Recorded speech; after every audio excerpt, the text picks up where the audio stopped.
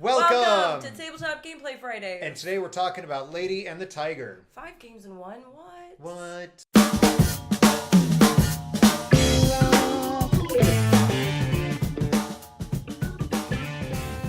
Alright, so I'm Matt. I'm Carly. And today we're talking about Lady and the Tiger here on Even Odds.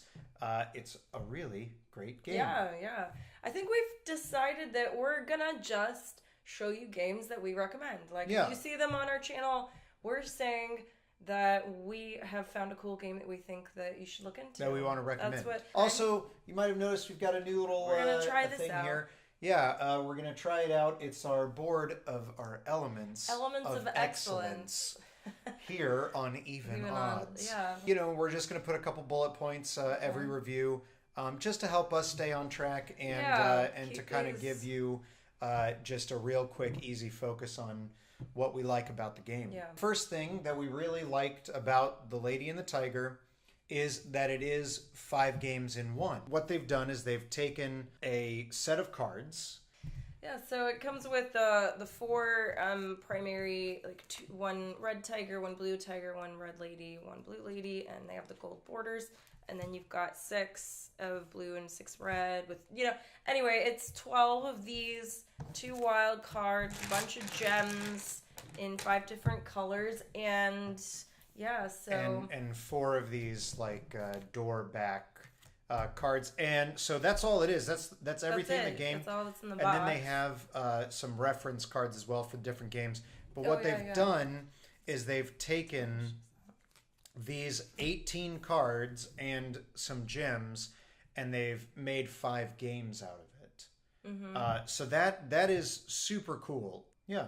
So just really quick, going over the different games. There's Doors, which is a 2-player game where you're trying to guess the other player's identity through a series of card pulls and things like that. There's Favor, where you're using the gems to bid to buy cards to build sets. Mm-hmm. There's a Horde, which is the 1-player game, which is kind of like a puzzle game where you're trying to remove gems from cards and by the end of the game collect all the gems. There's Labyrinth, which I think is the star of the box. That's a 2-player game. That's where the gems, they are like your player pieces. It's the longest play. Yeah. It is the one that takes the longest to play. Yeah. But yeah, it's your a gems are your game. pieces, and you're trying to move through the maze. You're basically racing, but then sabotaging the other person. And Right. And then there's Traps, which is a bluffing game, very similar to a game that we've played called Skull, where basically you're going around and you're trying to guess how many cards of a certain type are in each other's stacks, and you can set traps for each other, hence the name Traps. Yeah. I don't remember what it was that you paid for this game. It was $15 where we found it, at least. So $15. It's 15 to 20 probably. Yeah, so $15 to $20 for 5 games. That's great value. Yeah. Largest player number is 6, so you can play the smallest it is 1. So you can play it, by yourself as a solitaire game or in a party situation. Really, the coolest thing about the 5-in-1 thing to me is that, especially given that the different games have the different player counts, like I was saying, I really appreciate the solitaire one too, because I was thinking you can take this game to a coffee shop or a game store game night or whatever, and if you're like, I want to make some friends, or I'm just kind of, wanting to hang out, or you're waiting for a date or something to show up, you can play this by yourself for a little while, and then as somebody else shows up and joins you, or if somebody thinks what you're doing looks interesting, you have a 2-player game that you can quickly and easily show them how to play. Yeah. And then if a couple more people show interest, you have another game that you can switch to and then play with multiple people. So that's a really cool element of this game, is that all in one box, you kind of have like a deck of cards that you could play multiple games, but it's different and it's more unique and it's really pretty and has cool artwork and everything. So the cool thing is all 5 games have been designed by 5 different people, which again so this brings us to point number 2, is that we think that's really cool game design. Yeah, awesome game design. Yeah, that they basically were like, here's what you have available, now go create a game. Yeah, and not only was it just, here's some random cards and some gem pieces, but we're going to theme every game must in some way relate to the short story, The Lady or the Tiger. And so each game has its theme built around this short story, and also has different gameplay elements, but it's all using the same materials. Yeah, the same materials, and that's really cool. And they are all significantly different games from each other. I mean, the first 2, the deduction and the bidding game, probably have the most sort of similar layout, maybe in a way, but they do play very differently. I really think it's almost like a master class in this simplicity in design, in element. There's no fancy big chipboard pieces. There's no extraneous parts.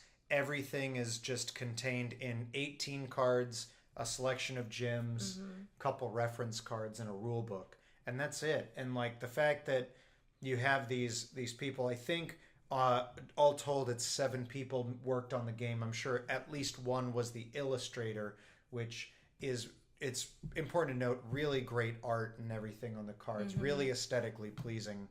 So that brings us to our next element of excellence. The game is quick and it travels well. Yeah. Even the longest game, which is Labyrinth, is fairly quick. The box says 15 to 20 minutes, and I'd agree with that. Maybe probably Labyrinth. Yeah, if you're being real tricky with your opponent, then maybe it might go a bit longer. All of them are relatively short. I could see also Traps with the full 6 people maybe being a bit longer. Yeah, but that's, again, any of these also are, where you can play as long or short or as long as you want. Right, right. And that's the thing is like, so it's 15 to 20 minutes, but that might be for one round of doors.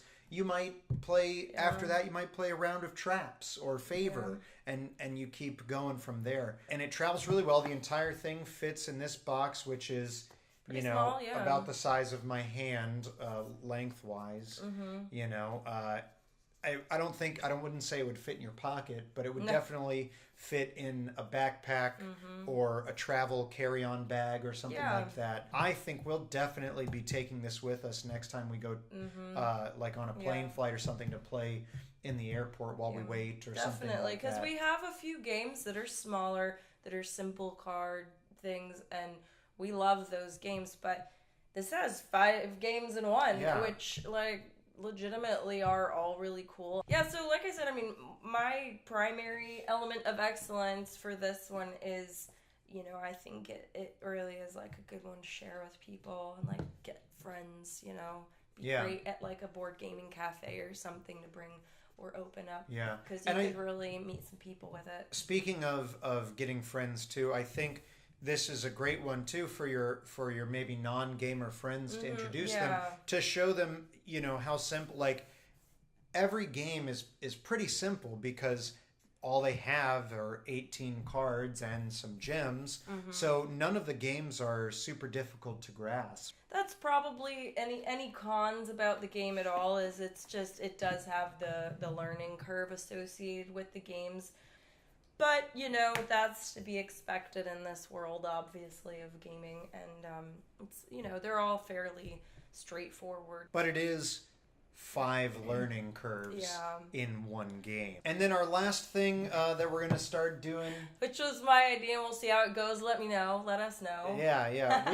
We think it's fun and fun and funky. Yeah. We're going to give... what we think the spirit animal of the game is. We're giving this one the macaw. Now I know what you're saying. Why wouldn't you give it a tiger? Well, it's too on the nose. Yeah, well, and it's not really fitting of representing the game. No, it's not. So we picked the macaw because this game is very smart in its And birds use. are Macaws are particularly Macaws smart particularly, bird. It's multicolored. It's very colorful game. The colors kind of Macaw, match. Yeah. very colorful bird. Yeah. So you can kind of see where we're going with this You spirit know, animal it's thing. quick, and a macaw can fly, right? Quickly.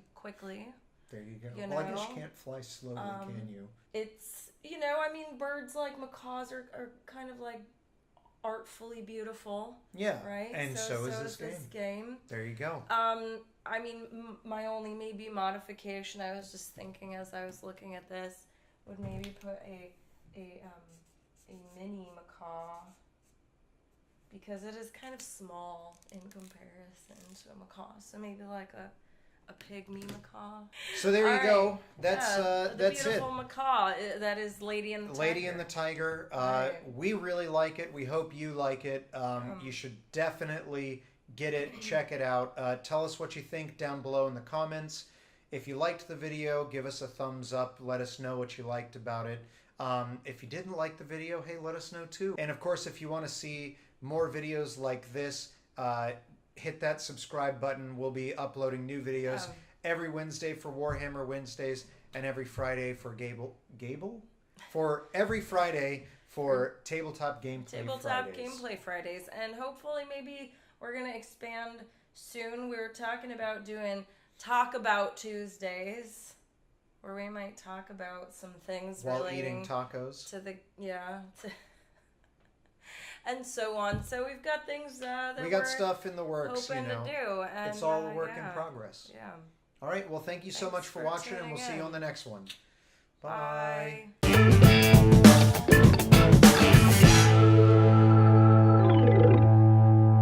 It is okay. Stretch. Preview. Stretching. Okay. Hopefully I don't sound